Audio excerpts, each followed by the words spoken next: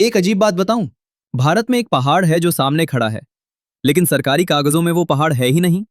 मतलब दिख रहा है, खड़ा है, कट भी रहा है, लेकिन ऑफिशियली एग्जिस्ट नहीं करता। नाम है अरावली। और कहानी इससे ज्यादा इंटरेस्टिंग है जितनी आप सोच रहे हो। अब पहले बेसिक समझ लेते हैं। पहाड़ बनने के लिए सिर्फ ऊंचाई ही सब कुछ नहीं होती। साइंस कुछ चीजें देखती है।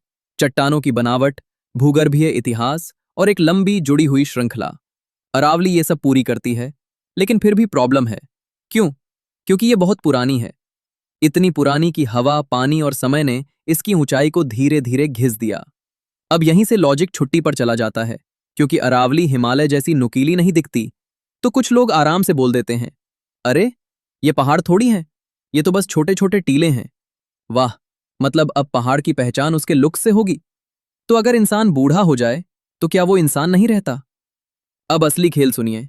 सरकारी रिकॉर्ड्स में अरावली के कई हिस्सों को फॉरेस्ट लैंड या फिर वेस्ट लैंड लिख दिया गया।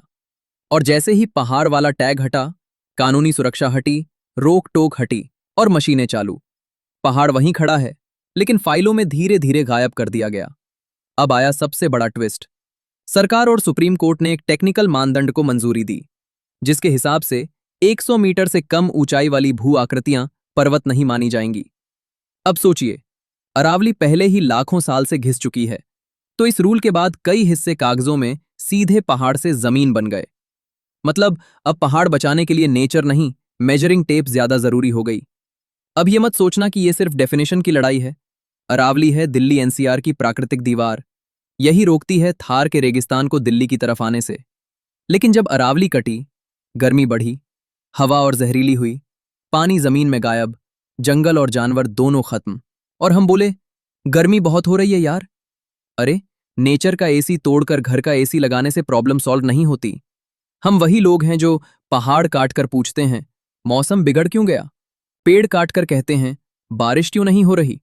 और फिर बोलते हैं, कोई कुछ करता क्यों नहीं? वाह, सवाल भी हमारे, नुकसान भी हमारा। अगर अरावली खत्म हुई तो सिर्फ पहाड़ नहीं जाएगा, जाएगा हमारा पानी, हमारी हवा और हमारा भविष्य। अगर ये वीडियो आपको चुभा हो तो लाइक करो, सब्सक्राइब करो और इसे शेयर करो, क्योंकि अरावली बचेगी तभी हम बचेंगे।